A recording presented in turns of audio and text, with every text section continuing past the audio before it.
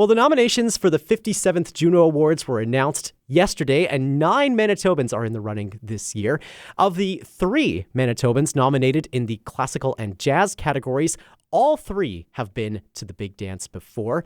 Violinist James Ennis is going for his 12th Juno Award in the Classical Album of the Year Solo Artist category, while Jocelyn Gould, jazz guitarist, is going for her 2nd award in the Jazz Album of the Year category.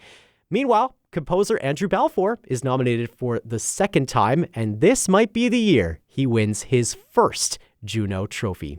He was nominated alongside Calgary choir Luminous Voices for their record Ispichuin. Andrew joins me from his home in Toronto this morning. Hi, Andrew, and congrats. Oh, thank you so much, Nolan. It's a pleasure to be here. So what does this Juno nomination mean to you this time around? Well, specifically, I mean, Ispichuin means journey in Cree. And we have several artists taking part in this album that are Indigenous, specifically from the Alberta area. And it's, a collection of wonderful collaborations along with some major Canadian non-Indigenous composers. And I think it's a really showcase of sort of what can be done with Indigenous and non-Indigenous artists coming together. Our Ispichuin, our journeys were long and prosperous and sometimes difficult, but to actually be able to record our songs and stories in a safe and respectful way, I think is just a bonus for all of us, all of us Canadians, I think. Absolutely. So you mentioned Ispichuin means a journey. What was the journey like for you and for Luminous Voices to create this project? Well, first of all, it comes down to their conductor and founder, Tim Shantz, who is a wonderful friend of mine and I would consider a mentor. A true Anishinaabe, as we say in our language, a true a two-legged creature, and he is a wonderful collaborator. But he and I talked several years ago about coming together, making an album, telling Indigenous stories with his wonderful choir, one of the top chamber choirs in the country, Luminous Voices, and we were able to, after several years of planning, make it come together, bring in our collaborators, and do the concert in 2023 in Alberta. I'm in Calgary. And then right after that concert, we recorded this album. So it was a really exciting week of collaborating. A lot of work. Of course, these things are a lot of work. But the collaborative process is the most important thing in my existence as an artist these days. I think that's the real true spirit of sharing and understanding is when we're actually collaborating and we're listening to each other. That's what made this project so special. It took a while, but these things do take a while. And I think if it's done carefully, then you get the results as you see this week, I think. Yeah, you've talked about that collaboration with all of these different composers and singers, and you are just one of several composers, as you mentioned, featured on this record. Maybe can you speak a little bit to some of the other contributions that were on this record and how they come together to speak into this journey, this Ispichuin that you all were on together? Well, that's more the credit for Tim Shantz in terms of curating such a program to have stories. And, we have some wonderful artists, Stuart Beach, Laura Hawley, Carmen Braden, of course, many of you know, to name a few in terms of really I would say a very diverse, sort of repertoire and composer list. We've gotten away from the sort of the white Eurocentric sort of conducting choral scene. And I think for Canada to survive, to have their own choral repertoire, this is the right direction. I think we need to have more voices and more, I guess, for lack of a better word, minority voices. And I think that these voices are coming to the fore finally. So that's what I'm most proud of, too. And all the pieces of tracks on this album are very, very sensitive and beautiful. And very, very thought-provoking. And that's, this album will take a while to go through it, to digest, I think. And I highly recommend it for just sort of thinking about the future of Canada choral scene. This is kind of what I think is it, which is very exciting. Yeah, your career is based in a lot of these musical actions of reconciliation through music. There are so many of these pieces that we can talk about. The Canadian Music Centre, for instance, yesterday featuring Notinikyo as a work to go and visit and explore. Does this Juno nomination, feel more like an affirmation that you and the Canadian choral scene are maybe moving in the right direction?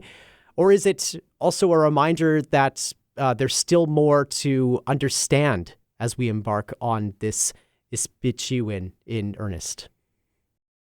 Oh, that's a good question. I would think that we have a lot more work to do. This certainly is a step in the right direction, but we have, we don't do these for awards, and we don't do these, but we certainly appreciate the recognition. But our recognition is this is a step in the right direction. I keep on saying reconciliation is not a destination; it is a lifelong journey. In this case, probably several generations. So yes, it's a step in the right direction, but I would like to think where we are, 20, 30, 40 years from now, I'm seeing a lot of young, up-and-coming, classically trained, if you want to use that word, Indigenous composers that will have something to say quite substantially in another, couple of decades. So that, I think, is exciting, but there's still a lot of work. We need to support those future artists in our groundwork and foundation now, and I think we're doing that. I'm very proud of what's happening in the Indigenous community and the artistic community. The music community has got a lot to catch up with in terms of dance and theater, but I think we're getting there, and I think we're getting recognized for our part. I always say that we deserve a place at the table, and I think we're finally getting a place at that table, which is very satisfying, I think. It's quite an illustrious table that you find yourself at in this category, the Classical Album of the Year Large Ensemble category, with ensembles that you have had associations with in the past, as well as performers. I'm looking at the Toronto Symphony Orchestra as an example. They're nominated for their recording of the Turanga Lila Symphony by Olivier Messiaen, and the Newfoundland Symphony Orchestra featuring collaborators like Diantha Edmonds, who is a wonderful Inuk soprano. When you're looking at this field and the repertoire that you're up against, Sibelius, Messiaen, Schoenberg, what are you thinking about your chances? Well, it's a hard one to say. Obviously those are legendary composers, and many of them are influential to a lot of us composers. But it's a difficult question. Honestly, I think these institutions are really doing wonderful work. I guess in a lot of ways, the artistic excellence in this country is outstanding, and I think world class. But I think it would be helpful to sort of focus sometimes on the Canadian Canadian content and what we're doing in this country, what composers are doing. Of course, we've been influenced by Schoenberg and Sibelius and what have you, but I'd like to think that we also have something to say that deserves a place at that table as well, along with those great composers. We have living composers that are doing really exciting music right now in this country. And I think slowly, it takes a while, particularly in the bigger, larger orchestral scenes, it takes a while for those composers' stories to get heard. But I think that's a slower moving vehicle, so to speak, in the orchestral world. But I think that we're getting there. I'm proud to be, going against these, wonderful organizations. Everybody's deserving to be here.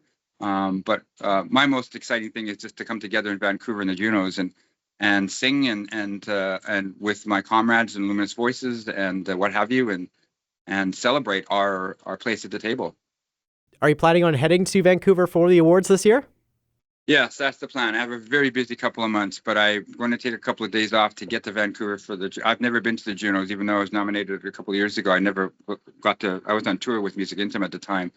So I will go for a couple of days. It'll be very exciting. It's in Vancouver, which, will be great. We'll be able to get showcased. We'll probably do some singing with Music Intima while we're there, and just meet some new and old friends, which I'm really looking forward to.